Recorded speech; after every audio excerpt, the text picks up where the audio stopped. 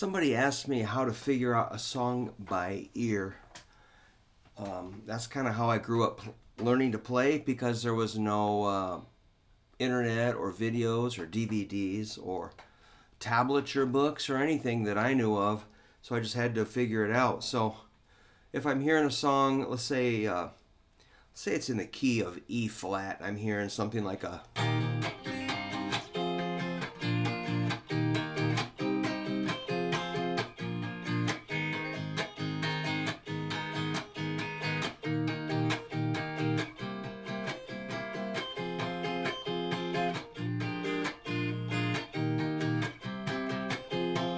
whatever, just sort of a chord progression. I'm like, wow, man, what's that? I'll go, is it E? No. Is it F? I'm like, no. Is it F sharp? And I'm trying to match that, sound. And some notes will harmonize. The G harmonizes as a major third of E flat, but that's not the root. Is it that? No. No. Ooh, getting closer. Bullseye. E flat. And then I'll make an E flat chord. And maybe here. Or here. Ah. Or here. Or here. Oops. Or here. Which one sounds closest to the song? Or which one can I play easiest? For E flat, my first choice would be like this. And then you're like, okay, man, good. But the problem is the chords change. So step one is finding the tonal center, the most common note that kind of is the center of the song. Like all the other notes revolve around that note. So that'd be your root or your key center. So if the song's in the key of E flat will be the most common note. And then, the chords change. One of the most basic things to know as far as chord progressions is it often goes from the 1 to maybe the 4. The fourth note in an E flat scale is A flat. So that's one of your first guesses is like, is it A flat? 1 and 4. Or the other common one would be going to the 5. 1, 5, which is B flat. 1 is E flat. 5 is B flat.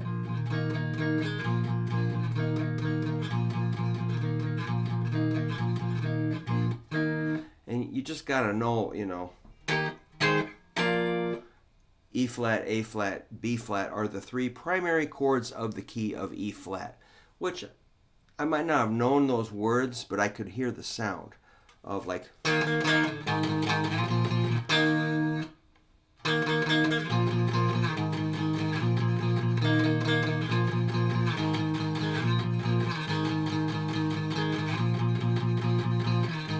And you can kind of predict where it's going next. I mean, again, your most common 3 chords of a key would be your 1, 4, 5.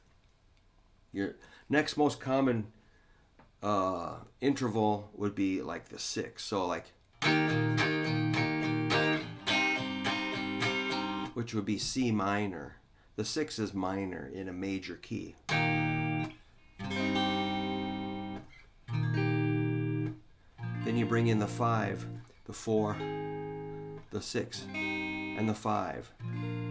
That's just a 1, 4, 5 with a 6. It sounds pretty cool. There's a lot of combinations of those 4 chords. So to me, those are your 4 common chords. But if that 6 isn't in there, it could be a 2. So 1, 2 would be an F minor. And these all just derive from the E flat major scale. 1, 2, 3, 4, 5, 6, 7, 8. 1, 2, 3, 4, 5, 6. 7's kind of a weirdo. And 8 is 1. So those chords in E flat would be E flat. The 2 is really common. That's an F minor. The 3 is common. That'd be a G minor. The 4 is A flat. That's major. The 5 is B flat. The 6 is C minor. The 7th is D minor 7 flat 5. And back to the 1. So that would be the chords in the key of E flat. So once you find that tonal center, E flat or whatever it is, then you're going to maybe find the 1, 4, 5 chords. But who knows? It could be, maybe it doesn't follow that.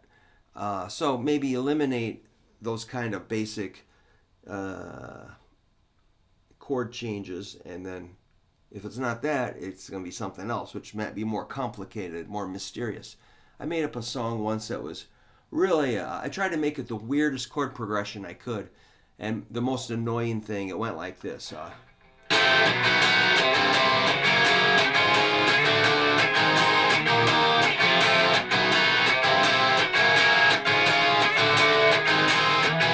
Something like that, and it was just nonsense.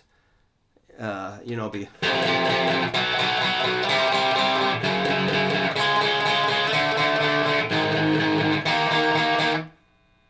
was the whole song. Just to be weird. Just to break up that predictable quality. So, start with the chords, and then, there might be a melody or a riff or some sort of a signature guitar part.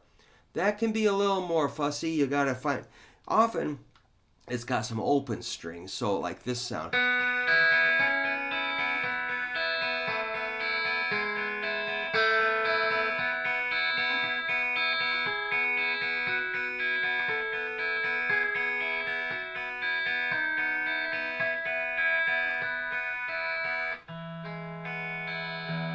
That was, some sort of a jangly thing.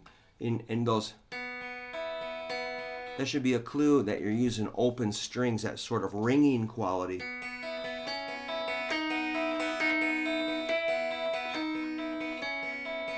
So recognizing open strings is a really key thing. Open strings is a dead giveaway for me. Let's say it's, you can kind of hear all that open, you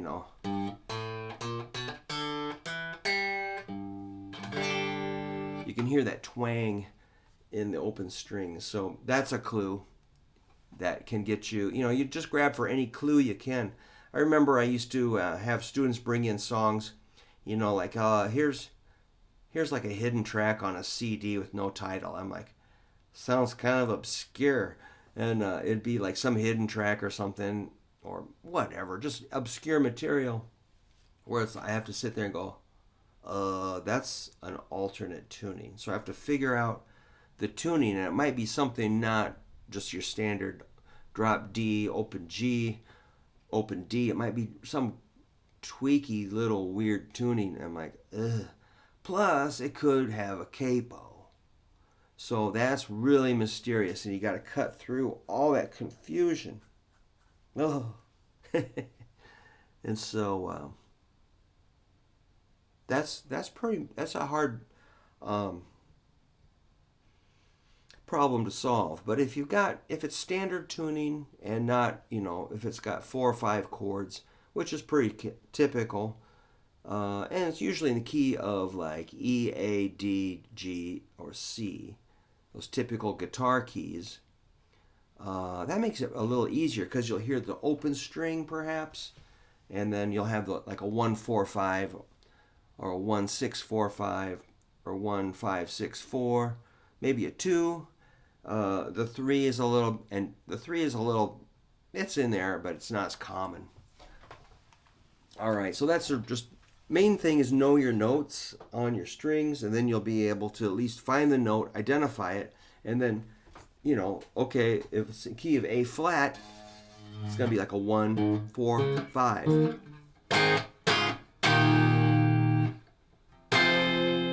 There's a 6. It's just going to be 1, 4, 5, maybe try a 6. And you got a chance. Usually it's in that, within that small amount of chords in popular music. 1, 4, 5, throw in a 6, maybe a 2 or a 3 is common. All right, I realize that's kind of theoretical, but it could work. That's what I do. But I just do it by ear and by instinct. And I go, what's the next